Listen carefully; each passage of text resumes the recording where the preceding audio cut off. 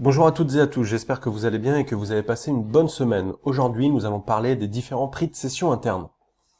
Pour introduire le sujet, et si vous vous rappelez des séances 3 et 4, les différents centres de responsabilité d'un groupe ou d'une entreprise travaillent les uns avec les autres. Par exemple, prenons un centre de profit, une clinique de l'entreprise Alana Santé qui peut recevoir différentes prestations d'un centre de coût, la holding, une prestation juridique, une prestation d'un service paye, d'un service comptabilité. Ces différentes prestations ont un coût et ne sont pas gratuites, c'est ce qu'on appelle des prix de cession internes, les PCI.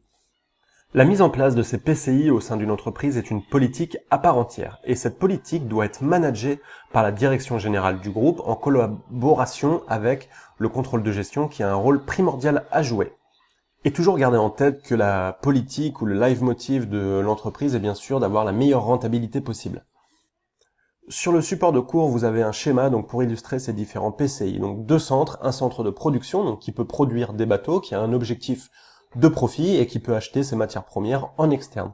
Un autre centre, un centre de vente, qui peut acheter ses bateaux soit en interne au centre de production, donc il y aura un prix de cession interne entre ces deux centres, ou il peut également acheter ses bateaux avant de les vendre à un fournisseur externe.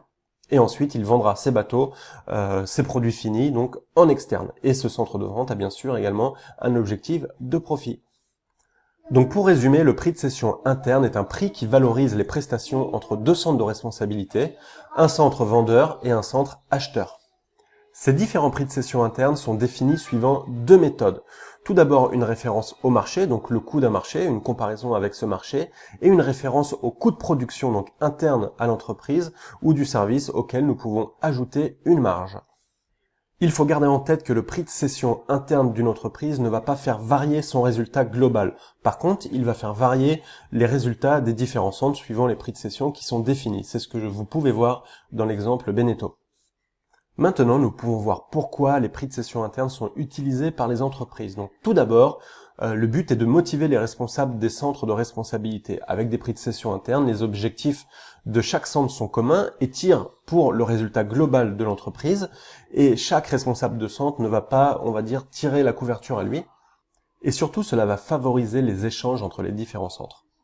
Ensuite, les PCI ont bien sûr le but d'optimiser les profits de l'entreprise et les résultats. Ils incitent donc les responsables de centre à réaliser des gains de productivité les uns avec les autres. Les prix de cession interne entre les différents centres permettent également au contrôle de gestion de pouvoir contrôler et mesurer la performance de chaque centre avec des bases qui sont bien définies. Comme nous venons de le voir, les prix de cession interne sont motivants pour les différents responsables de centre d'une entreprise et ils permettent également au contrôle de gestion de pouvoir mesurer la performance de ces différentes prestations entre les centres. Par contre, les responsables de centre, comme vous le savez, doivent dégager du résultat et du profit et ils pourront donc prendre des décisions qui vont dégrader le profit des autres centres et celui de l'entreprise sur du long terme. Par exemple, l'achat en externe d'un centre de vente à la place d'un achat en interne. Comme je vous l'ai dit tout à l'heure, les prix de cession internes sont managés par la direction générale et peuvent se décliner en plusieurs options. Donc tout d'abord, le prix de cession négocié. Ils sont établis par les différents responsables de centre en respectant les prix du marché ou les coûts de production. Les limites de cette méthode sont le temps qui est déployé par les responsables de centre à négocier ces différents prix et surtout leur capacité de négociation dans les différentes transactions. Ensuite, le prix de cession peut être imposé par la direction générale. Bien que le but soit d'optimiser le résultat global de l'entreprise, cette méthode limite l'autonomie des responsables puisqu'ils n'ont plus la main sur ces prix. Il est judicieux que la direction générale n'intervienne qu'en cas de conflit entre les différents responsables et si les transferts sont occasionnels. Nous l'avons abordé en introduction, pour définir les prix de cession interne, deux méthodes peuvent exister, l'approche par rapport au marché et l'approche par rapport au coût. Concernant le marché, il est impératif que le marché existe pour pouvoir se comparer. Par exemple, la production d'un téléphone portable, forcément on va pouvoir se comparer avec le marché et que ce marché soit concurrentiel, c'est-à-dire qu'il soit suffisamment large pour pouvoir avoir une comparaison juste.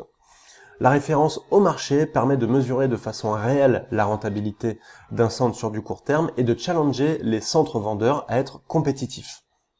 Donc pour favoriser les achats internes au sein d'une entreprise, ce prix de marché peut être aménagé en déduisant par exemple des frais économisés sur des ventes internes. des frais de gestion ou des frais de commercialisation par exemple.